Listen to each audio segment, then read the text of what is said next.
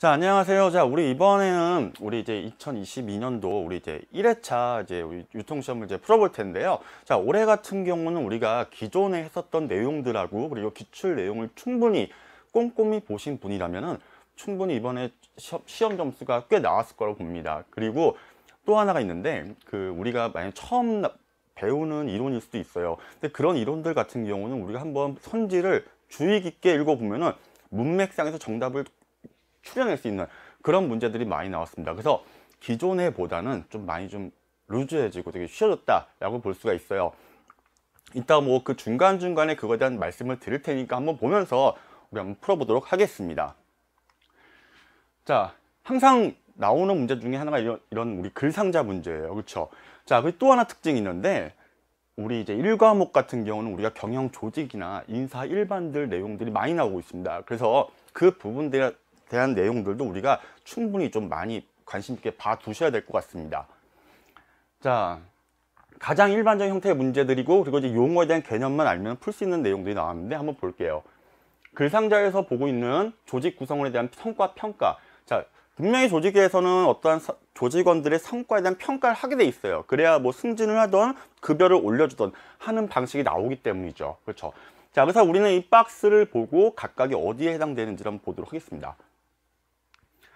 자, 종업원의 성과를 특정 범주로 할당한다. 아, 어떠한 범위를 만드는 거예요. 범위를 만들고 그리고 구성원의 성과가 다양한 분포. 아, 우리 도수분포처럼 뭐 A, B, C, D, E 흔히 말한 우리 이제 성적, 학교에 성적 받을 때 있잖아요. 그렇죠? 교수님이 성적 주실 때 그렇게처럼 나누어 줄 때 효과적이다. 그리고 갈등을 피하려고 모두를 관대하게 평가하고자 하는 유혹을 극복할 수 있다. 흔히 말하면 이건 뭐예요? 결국 얘는요.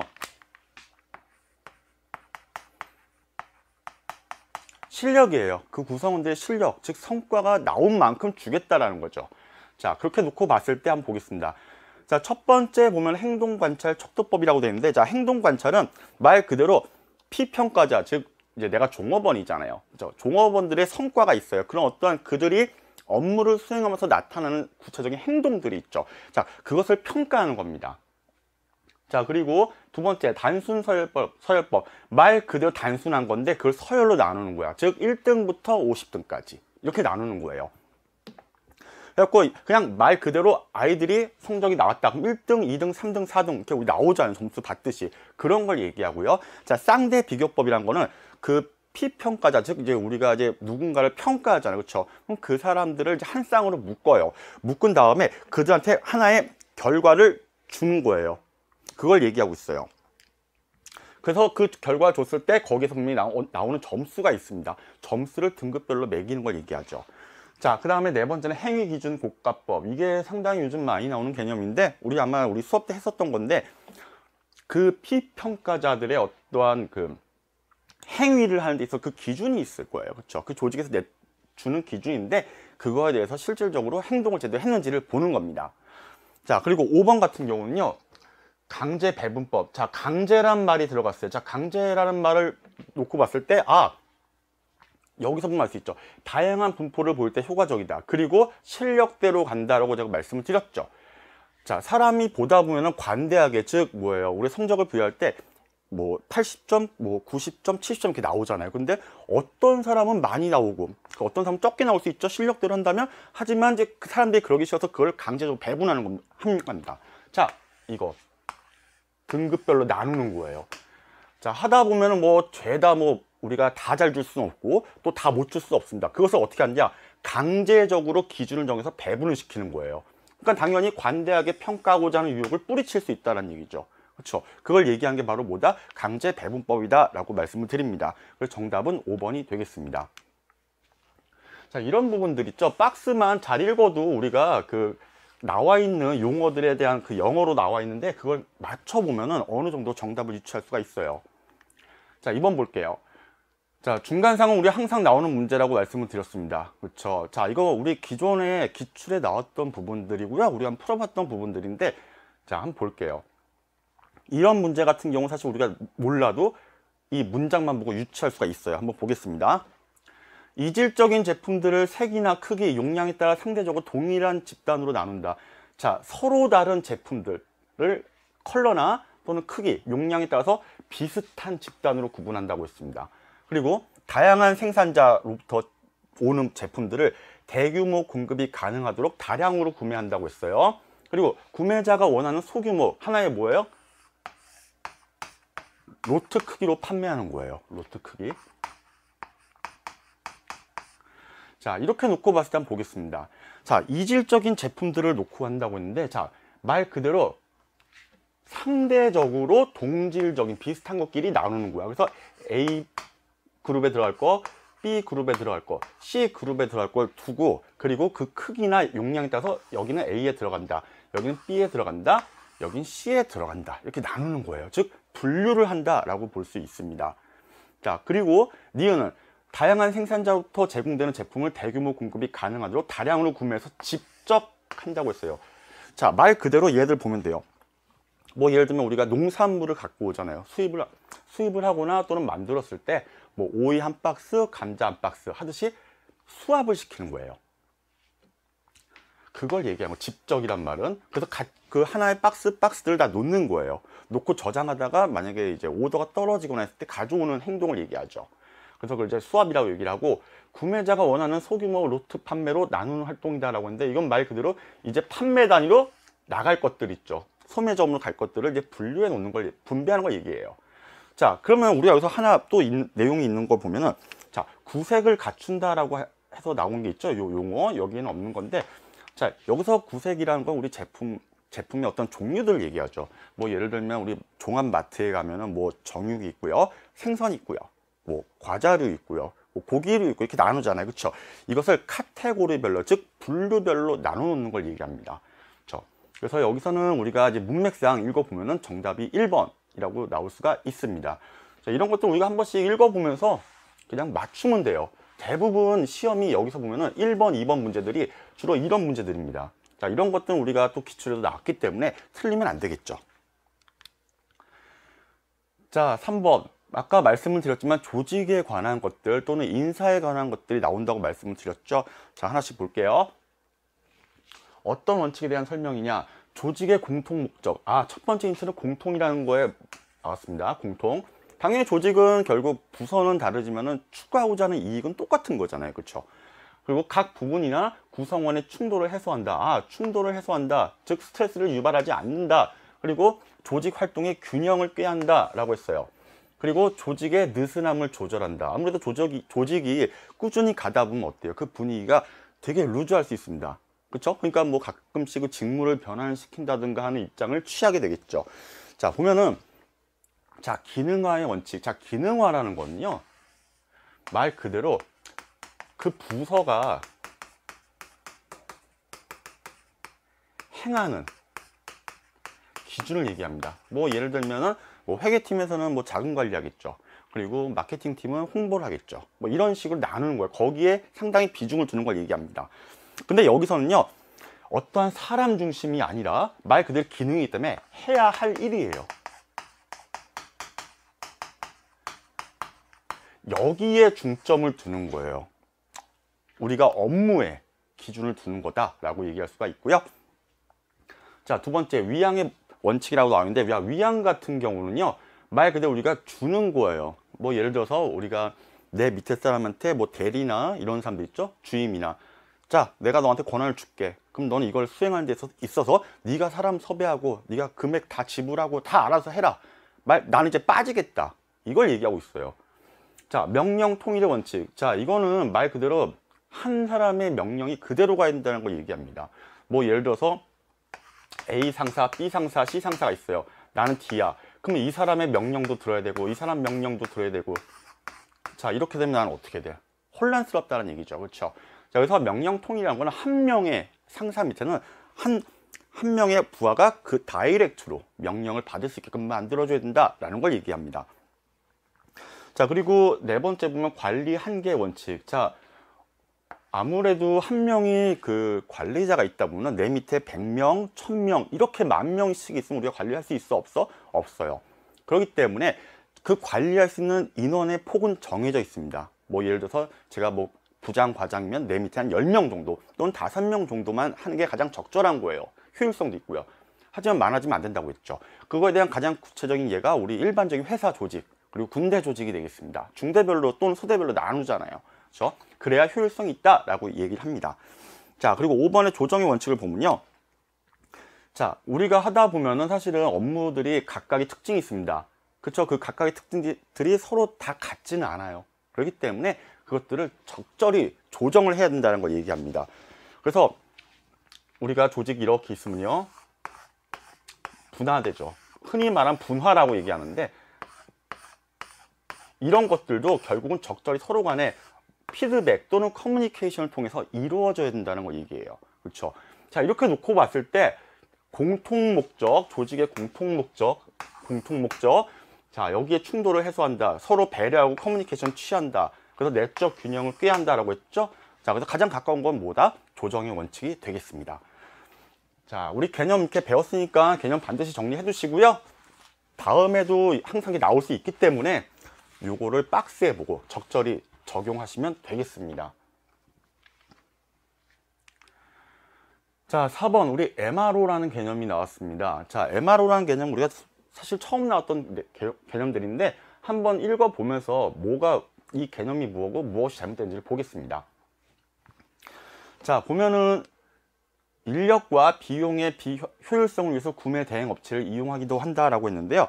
자, 얘네는요, 사실은 우리가 기업이 생산을 합니다. 생산을 하면 우리가 운영도 해야 되고 유지를 해야 되겠죠. 자, 거기에 따르는 모든 뭐예요? 소모성 자재예요.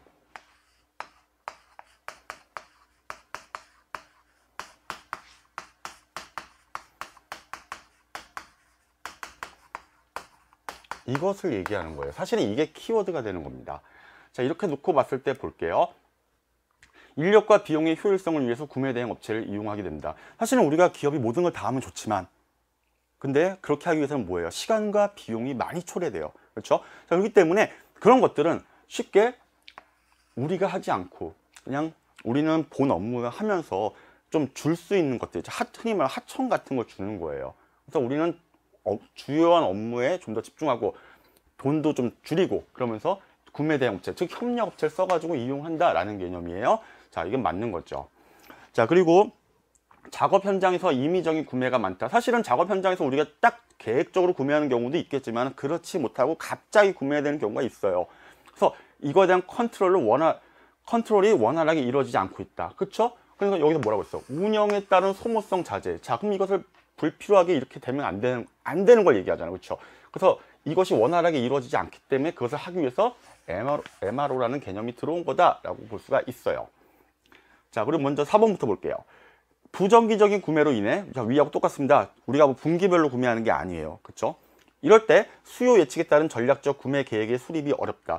수요 예측을 사실 우리가 쉽게 못 하잖아요. 그렇죠? 근데 그 상황에서 정기적인 구매도 아니야. 아이고, 되게 상당히 어렵습니다.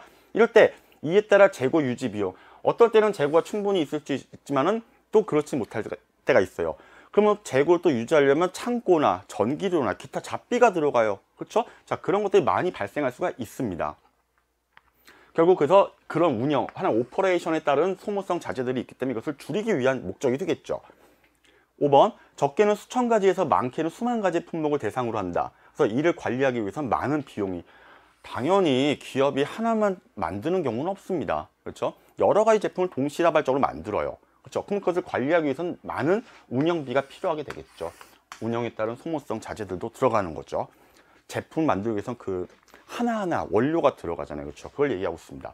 근데 3번을 보시면 대형 장비나 기계 등 기업에서 제품을 생산하는데 핵심적인 설비를 포함한다라고 했는데요. 얘는요, 소모성 자재, 원료 같은 건 들어가지만요, 여기 핵심적인 설비는 포함시키지 않아요. 그러니까 뭐 예를 들면 우리가 아파트를 짓는데 거기에 뭐 크레인이 필요한다든지 이런 설비는 안 들어간다는 얘기예요. 그 제품을 구성하는 원료는 가능하나 그것을 하기 위해서 들어가는 각종 기계 설비는 해당되지 않는다라고 얘기합니다. 그래서 4번의 정답은 3번이 되겠습니다. 자, 이렇게 말씀드렸기 때문에 우리 다음에도 잘 기억을 했다가 대비할 수 있으면 되겠죠. 다음 볼까요?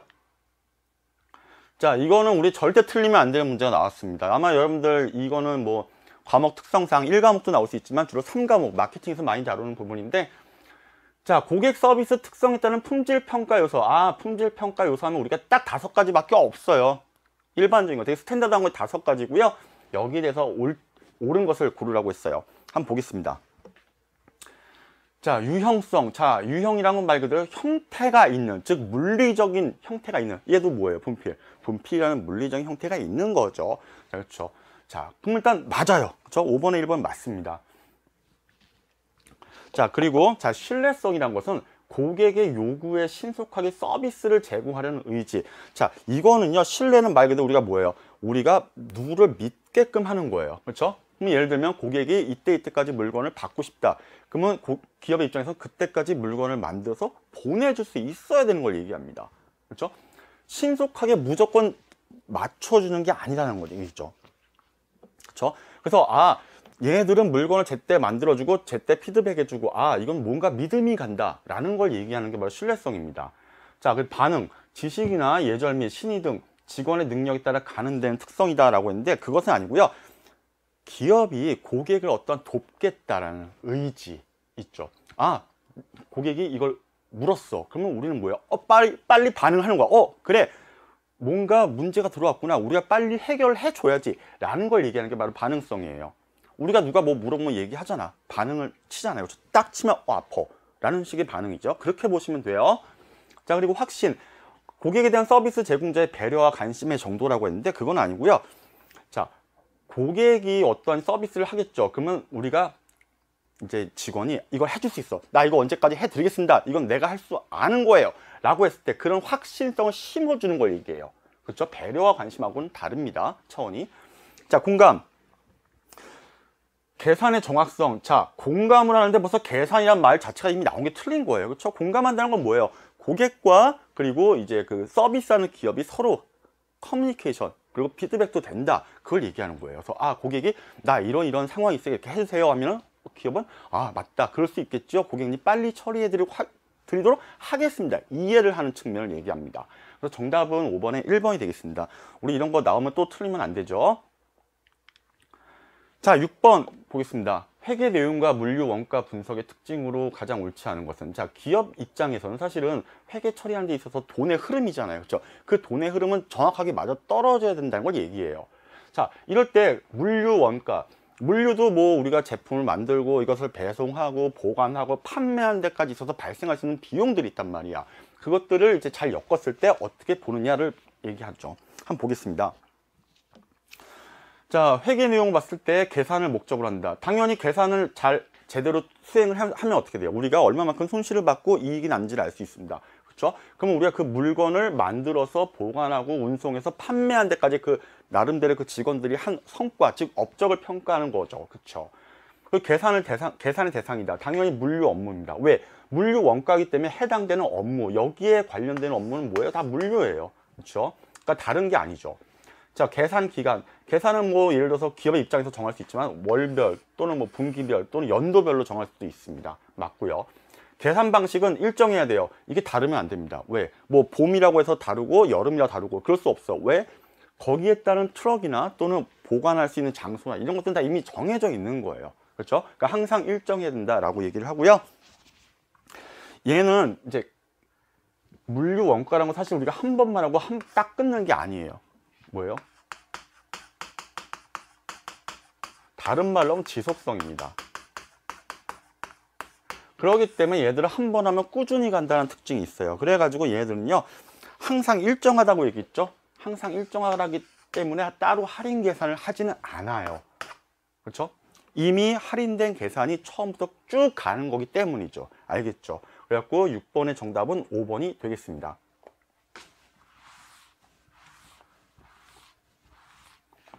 자, 우리 이런 문제는 이번에 새로 나온 유형이니까 이런 내용이 있구나 해서 관련된 부분들 우리가 한번 참조를 한번 해보는 것도 좋을 것 같아요. 자, 7번을 보면요. 자, 트레이드 오프라는 말이 나왔는데 트레이드 오프는 뭐 항상 물류에서 나오는 거긴 한데 한번 볼게요. 재고와 운송과 서비스의 상충관계, 즉 비례관계가 아니라는 걸 얘기하죠. 그렇죠? 자, 재고 수준을 낮추게 되면 보관 비용이 감소한다. 그럼 고객 서비스 수준도 낮아진다. 자, 이걸 놓고 봤을 때 재고 수준을 낮춘다. 재고를 낮춰. 그러면 우리 기업 입장에서 어때요? 비용이 좀 더 줄어드는 거죠. 보관 비용이 줄어들죠. 그러면 감소되겠죠. 그리고 어때요? 그만큼 빨리 판매되니까 어떻다? 고객에 대한 서비스, 고객한테 제공하는 것도 당연히 낮아질 수밖에 없는 거예요. 그렇죠? 자, 그리고 재고 감소는 주문의 적시에 대응하는 조직의 능력을 저하시킨다. 자, 재고가 자꾸 감소하는 거는 주문에 우리가 뭐 항상 오더라는 게 매일매일 떨어질 수 있지만 그렇지도 않은 경우가 있어요. 자, 근데 이것이 자꾸 감소되는 거는 뭐예요? 조직의 능력을 자꾸 다운시키는 거예요. 빠른 시간 내에 자꾸 감소시키는 건 좋은 건 아니에요. 그렇다고 항상 많이 있는 것도 좋은 건 아니죠. 그걸 얘기하고요. 배달을 신속하게 한다. 그래서 서비스 수준을 증가시키는 것은 수송 비용 증가를 초래한다. 배달을 빠르게 해서 고객 서비스 수준을 증가시키는 건 참 좋아요. 하지만 우리가 오늘 한 개, 내일 또 택배 한 개, 자꾸 이렇게 하다 보면 뭐예요? 우리는 그 배송업체하고 계속 계약을 하는데 건당으로 가게 될 경우 그 수송 비용은 증가할 수밖에 없다라는 걸 얘기하는 거죠. 그리고 4번, 높은 고객 서비스 수준을 지향한다라는 것은 재고 비용과 운반비가 증가한다. 즉, 고객을 위해서 서비스하는 비용을 얘기하죠. 그 비용이 어때요? 자, 재고를 채워 넣어야 돼, 항상. 왜? 소비자가 찾을 수 있기 때문에. 근데 찾을 수 있는데 재고가 없으면 어떻게 돼요? 우리는 고객을 잃음과 동시에 신뢰성이 떨어질 수 있다는 얘기입니다. 그리고 재고 운반비를 증가할 수밖에 없어. 위에 있는 거 똑같아요. 그때 우리가 발송을 해줘야 되기 때문에 물건 하나 발송하는데 우리가 운반비, 흔히 말하는 배송비도 다 지불을 해줘야 돼. 그럼 기업의 입장에서는 사실 손해이긴 하겠죠. 그래서 그 운반비가 증가한다라고 볼 수 있고요. 자, 낮은 배송 비용을 지향하는 것은 시간적인 측면에서 고객 수준의 증가를 가져온다. 제가 항상 말씀을 드리지만 주절과 종속절을 잘 읽어보세요. 보면 뭐가 문제가 있어. 낮은 배송 비용을 증가하는 것은 지향하는 것은 우리가 이제 취하는 거잖아. 그럼 기업의 입장에서는 사실은 좋아요. 돈 많이 안 들어가니까. 하지만 서비스는 어때요? 증가할까요, 과연? 자, 우리가 우리가 이제 막 배송을 하고 물건 싸고 하는데 그냥 대충 줍시다. 빨리 가야 돼. 이건 당장 KTX나 비행기로 가야 될 제품인데 그냥 뭐 트럭으로 가죠. 몇 날 며칠 걸려도 언젠가 받겠지 라는 생각을 하게 되면 어떻게 돼요? 고객의 입장은 힘든 거예요. 고객은요, 비싼 돈을 들이는 거예요. 시간적인 측면에서 상당히 급한 거야. 그럼 퀵이나 뭐 비행기나 이런 걸로 가야 되는 거야. 그렇죠? 자, 그렇기 때문에 얘네들 같은 경우는 아무래도 시간적인 측면을 중요시하게 여기니까는 낮은 배송을 지향하는 것은 고객 서비스의 수준을 증가를 갖고 오는 게 아니라 오히려 더 떨어뜨리는 결과를 초래해요. 만약에 고객이 급하다 그러면 우리도 높은 배송비를 지불한다면은 고객이 어때요? 우리 회사를 많이 믿겠죠. 아, 빨리 특송으로 해준다 라고 믿을 텐데 그렇지 못한 경우죠. 이럴 때는 가져오는 게 아니라 오히려 낮추는 결과를 초래하게 됩니다. 그래서 7번의 정답은 5번이 되겠습니다. 자, 우리가 이런 것들은 그냥 마음 편하게 우리가 시험 보는 동안 시간은 충분해요. 그러니까 한 번씩만 읽어봐도 절대 틀릴 수가 없는 거예요. 이런 걸 상식적으로 우리가 풉니다. 자, 산업발전법에서 봤을 때 정보화 시책의 내용으로 옳지 않은 것을 하고 나왔습니다. 자, 정보화 시책이라고 했습니다. 자, 우리가 사실은 우리가 법령을 다 알 수는 없습니다. 이럴 때 제가 항상 말씀을 드리죠. 한 번씩 잘 읽어보면 내용에 대한 답을 찾을 수 있다라고 얘기하는데 정보화예요. 즉 IT하고 관련되는 것들이 나오게 된 겁니다. 이거에 관련된 내용으로 옳지 않은 것은 하고 얘기를 하는 거죠. 자, 보면은 유통표준 코드. 자, 우리가 1과목에서 배웠지만 우리가 바코드 개념 봤죠. 자, 바코드는 뭐와 연결되죠? 자, 얘네들은 결국 IT 산업하고 연결되는 거예요. 그렇죠? 자, 표준 전자문서. 우리가 흔히 말하는 우리 EDI 같은 거 있죠. 전자문서 교환. 다 뭐예요? IT를 이용합니다. EDI 같은 게 있고요. 그리고 판매 시점 관리. 자, 흔히 말하는 우리 포스 시스템을 얘기합니다. 그렇죠? 자, 점포 관리의 효율화를 위한 재고 관리 시스템. 자, 시스템 전부 다 뭐예요? 다 IT 계열 내용들입니다. 그렇죠? 하지만 유통산업에 종사하는 사람의 자질 향상을 위한 교육 연수. 자, 교육 연수는 사실 직접적으로 상관이 없어요. 또 하나, 인간의 자질 향상이에요. 이것은 정보화하고는 전혀 관련이 없는 겁니다. 그렇죠? 그러니까 아까 말씀을 드렸지만 문맥상에서 우리가 정답을 찾을 수가 있다고 얘기를 했죠. 그러니까 천천히 한번 읽어보시면 답이 나온다. 그래서 우리가 8번에는 4번이라는 답을 찾을 수가 있는 겁니다. 자, 지금 이렇게 읽어만 봐도 풀 수 있는 문제가 상당하죠. 그렇죠? 자, 이번엔 9번 한번 보겠습니다. 소매 유통회사를 중심으로 PB 상품을 강화하고 있다. 그 이유로 옳지 않은 것은, 자, 우리 PB 상품이란 말은 우리가 항상 많이들 들었던 얘기인데, 자, PB는 자체 상품입니다. MB하고 달라요. MB 같은 경우 우리 전국적 상표라고 얘기하죠. 뭐 예를 들면 신라면이나 또는 진라면이나 어느 마트, 구멍가게 어디를 가더라도 있는 건데, PB 상품 뭐예요? 자체 개발이에요. 자체 개발 상품. 그래서 이런 상품들은 주로 우리가 대형 마트, 뭐 예를 들면 이마트나 코스트코나 또는 편의점 가면 많이 볼 수 있는 것들. 우리가 보통 라면 사러 갔는데 이거는 뭐 어디 농심면 이런 게 아니네. 자체적인 브랜드를 갖고 나오는 겁니다. 자, 이런 상품을 강화하고 있어요. 근데 그 이유로 옳지 않은 것은 하고 나와 있습니다. 보겠습니다. 자, 얘들 자체 기획하고 내놓은 상품이기 때문에 얘네 같은 경우는요, 자신의 수익성을 증가시킬 수밖에 없어요. 왜? 일단은 다른 기존의 MB 상품들에 비해서 아무래도 입지나 브랜드가 강화되지 못했어요. 그러니까 큰 마트나 이런 데 가서 한 자리 차지하면서 소비자들의 눈에 띄는 거예요. 그래서 얘들 보면요, 주로 양이 많고요, 가격이 적은 경우가 많아요. 일단 소비자들한테는 그렇게 어필하는 게 가장 좋거든요. 그렇죠? 자, 그리고 소매 유통회사의 차별화 수단. 자, 기존에 있었던 경쟁자들 사이에 끼어드는 거잖아. 그렇죠? 끼어들기 때문에 우리는 기존에 있던 제품하고 비슷하긴 하지만은 양이 더 많고 가격이 더 적고, 그리고 예를 들어서 뭐 콜레스테롤이나 또는 지방의 함량이 되게 적다라는 걸 강조합니다. 즉, 거기서 차별화를 시켜서 더 큰 브랜드로 성장하기 위한 거죠. 또 하나, 점포의 이미지를 개선하는 데 활용하기 위해서. 그렇죠? 맨날 똑같은 제품만 있는 것보다는 이 PB 상품이 들어옴으로써 사람들이 어때요? 신선한 충격입니다. 큰 마트를 가니까 새로운 자체 상표 개발도 있고, 소비자 입장에 봤을 때는 그런 것들이 많으면 많을수록 나는 즐거운 거야, 쇼핑하는데. 그거를 얘기하고 있어요. 그리고 소비자의 구매 성향 변화에 적극적으로 대응한다.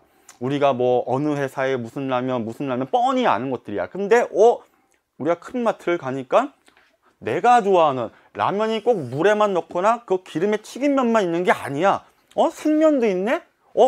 나의 뭐예요? 나의 라이프 스타일에 부합되는 제품이 있다라고 보는 거예요. 그렇죠? 자, 근데 얘네 같은은요, 재고를 감소시키기 위해서는 아니에요. 얘네 같은 경우 따로 이런 걸 하지 않아요. 얘들은 아까 말씀드렸죠, 자체적으로 기획을 하고요, 자체적으로 판매를 하는 구조를 가지고 있어요. 그래서 얘들은 사실은 불필요하게 뭐 MB 상품은 만들어서 공장으로 막 가잖아요. 근데 얘들은 자체적으로 만들어서 마트에 바로 갖다 놔. 그러니까 운송비 이런 것들이 별 필요가 없는 겁니다. 그렇죠? 자, 그리고 동시에 어떤 제조업체의 안정적인 판매를 위해서 자기들은 특별히 재고 상태를 파악하진 않아요. 그렇죠?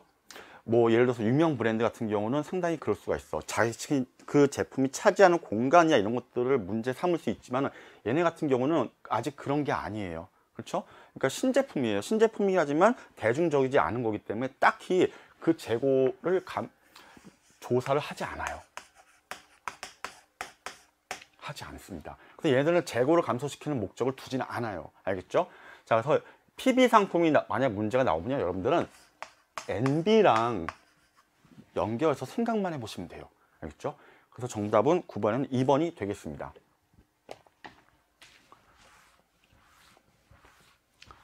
자, MB는 우리가 일반적인 그 용어나 또는 뉴스에서 많이 접하기 때문에 충분히 나올 가능성이 있다라고 저 보거든요. 그러니까 다음 시험을 대비해서라도 우리가 봤을 때 좀 같이 정리해 주는 게 좋을 것 같다라고 말씀을 드립니다.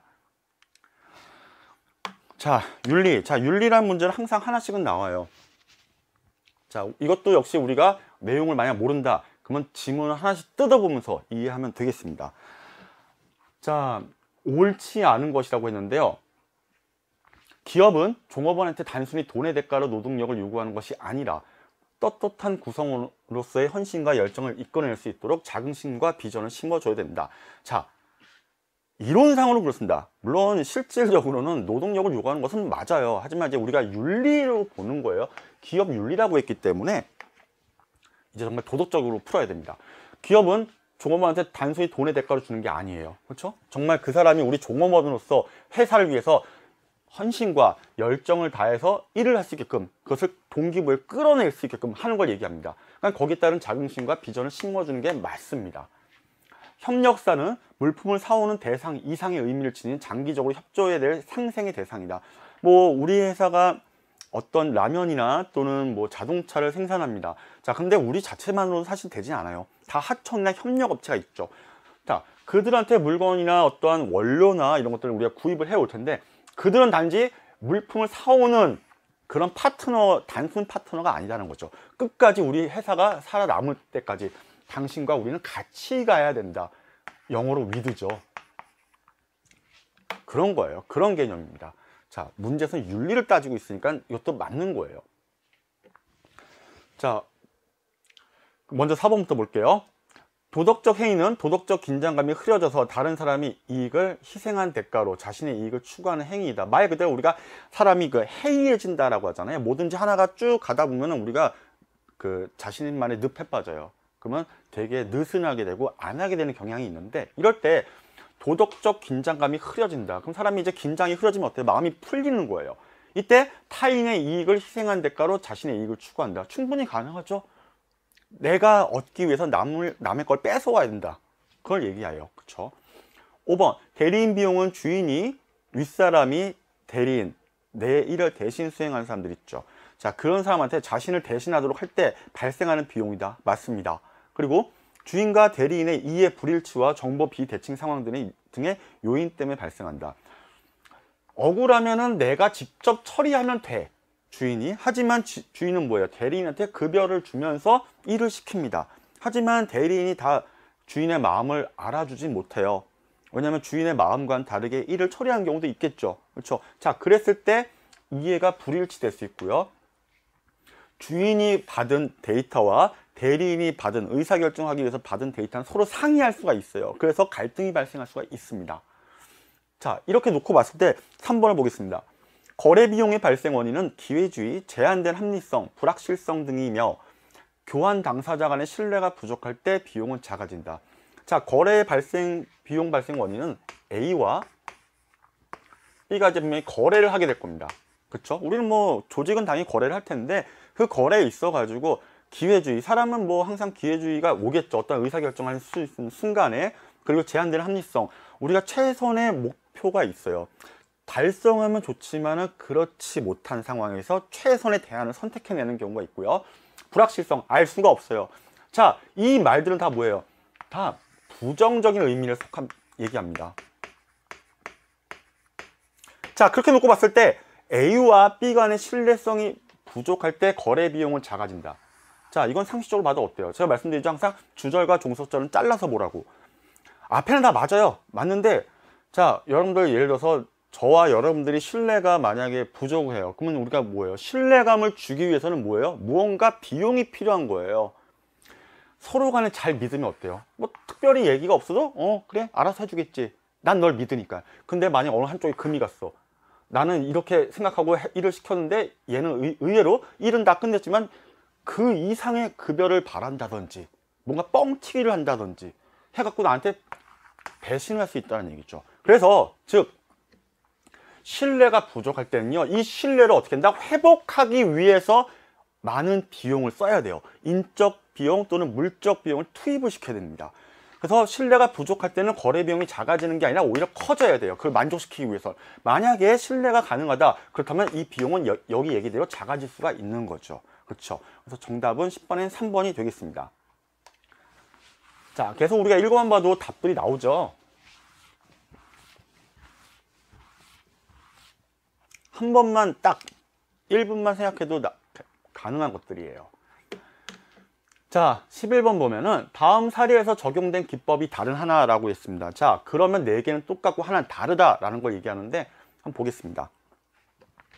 자, 유통업체 판매, 재고 데이터가 제조업체로 전달된다. 자, 그리고 제조업체가 유통업체 물류센터로 제품을 배송한다. 자, 우리가 항상 얘기하지만 전통적 유통 채널이 있죠? 뭐예요? 제조업자, 그리고 도매상, 소매상, 그리고 소비자로 이어지는 전통적 채널을 보겠습니다. 이걸 놓고 봐야 돼요. 자, 유통업체 판매나 재고 데이터가 제조업체로 전달된다. 자, 왜냐면 이들은 물건을 파니까는 그 판매되고 줄어드는 걸 누구한테 얘기해? 얘한테 얘기해야 돼. 왜? 그래야 없는 물건 더 찍어낼 수가 있는 거죠. 그렇죠? 이때 제조업체가 유통업체의 물류센터로 제품을 배송한다. 아, 우리가 어느 정도 물건 뭐 요청이 들어왔다. 그 흔히 말하는 주문서죠. 그 오더가 떨어졌으면 우리 또 만들어서 이들한테 제공하는 겁니다. 자, 그걸 얘기하는데 바로 걔네 같은 경우는 바로 이제 1번 이제 우리 VMI라고 보통 얘기를 해요. 이제 벤더들이 여기에 들어오게 되는데 한번 볼게요. 2번 가겠습니다. 전자기기 모듈을 공장에서 생산한 뒤에 선박으로 미국이나 유럽으로 보내고 각국의 니즈에 맞게 조립한다. 그리고 3번 프린터를 생산한 후에 주문이 오면 그 나라의 언어와 기재는 외관을 조립해서 완성한다. 자, 4번도 5번도 지금 보면요. 지금 1번하고 달라요. 얘는 1번 같은 경우는요. 직접 이들이 판매를 해서 그 데이터를 주죠. 자, 줬을 때 이것을 다시 이들이 만들어서 제공하는 역할을 수행하고 있는데 얘네들 같은 경우는요. 지금 제조업체한테 가지 않아요. 가지 않고 자기들이 뭐예요. 바로 고객들이 요구가 있을 때 바로 만들어 제품을 받아가지고 바로 자기들이 조립을 하는 겁니다. 자신들이 하는 거예요. 자신들이. 그렇죠? 그걸 얘기하고 있어요. 즉 얘는 판매 정보를 기반으로 합니다.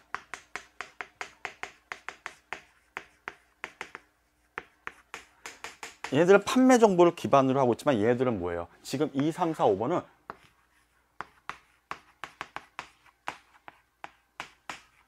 고객 요구에 의해서 주는 거예요. 그렇죠? 그래서 지금 1번은 판매 정보 기반에 의한 기법이 되겠고요. 2, 3, 4, 5는 고객 요구에 의한 기법이 되겠습니다.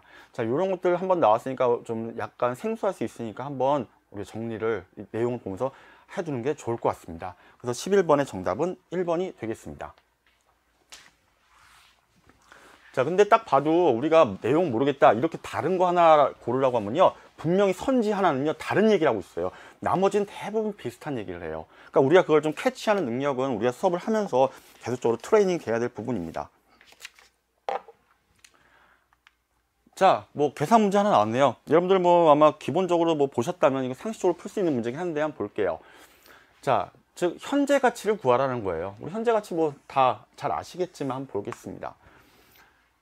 시장조사 결과 후에 1년 나눕니다. 그리고 2년 나누고요. 3년 나눴습니다. 이때 시장 이자율은 연간 10%로 가정한다 라고 했습니다. 자, 우리가 중요하게 얻을 수 있는 데이터가 지금 여기에 있는 현금 유입된 내용과 그리고 이제 시장 이자율 나왔습니다. 자, 그리고 마지막에 최종 답은 10,000원의 자리에서 버림한다. 자, 반올림이 아닙니다. 보통 우리가 버림이라는 말보단 반올림이 하라는 말이 이제 시험이 많이 오는데 반올림 하게 되면 여기 답이 없어요. 그래서 틀릴 수가 있어. 그러니까 정신 똑바로 차리고 봤을 때 아, 버리는구나. 만 단위에서 버린다라는 걸 기억을 합니다. 자, 그렇게 놓고 봤을 때 우리 현재 가치는 보통 어떻게 구해요?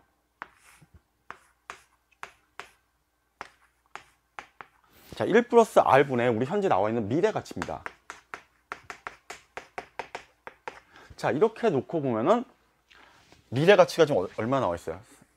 1년 후에는 300만 원, 2년에는 400만 원, 3년 후에는 500만 원의 현금 유입이 발생할 것으로 나타났다라고 얘기하는 거죠. 자, 여기서 말하는 R은 뭐예요? 할인율입니다. 즉, 할인율 또는 문제에서 요구하는 이자율로 보셔야 돼요. 알겠죠?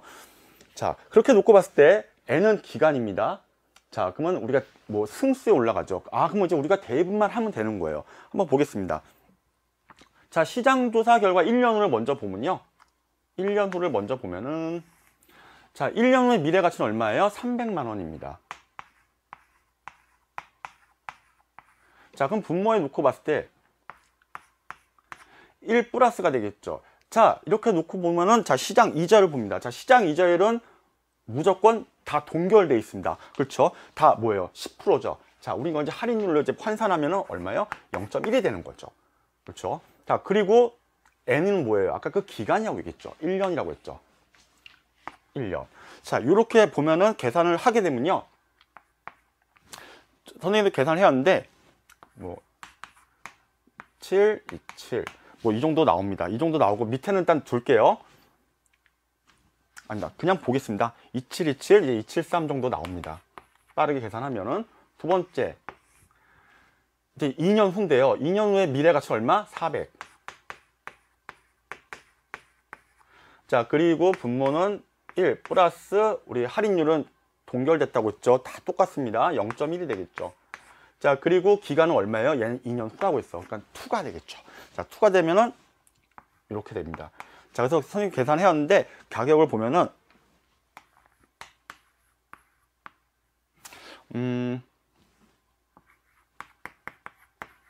이렇게 됩니다. 자, 그리고 세 번째, 이제 뭐 우리가 자동적으로 대입이 될 텐데 3년은 얼마예요? 미래 가치가 500이에요. 자, 1 플러스, 자, 그리고 할인율은 동결됐다 그랬죠? 다 세 가지가 얼마? 0.1로 환산된다. 그리고 기간은 얼마예요? 얘는 3년 후라고 했죠. 애프터 3이니까 3승이 됩니다. 자, 얘를 계산하게 되면요. 375만 6,574원. 자, 얘들 나온 값들을 모두 더합니다. 자, 얘들 값을 모두 더하면 총합은요. 978만 9,632원입니다. 자, 그런데 그 총합에서 맨 마지막 조건은 뭐라고 했어요? 만의 자리에서 버림한다고 했습니다. 자, 일시, 백, 천만 지워버려. 그럼 얼마예요? 970만 원이 됩니다. 자, 그러면 여기서 가장 가까운 답은 대략 970만 원 1번이 되겠네요. 그렇죠? 그래서 정답 12번에는 1번이 되겠습니다.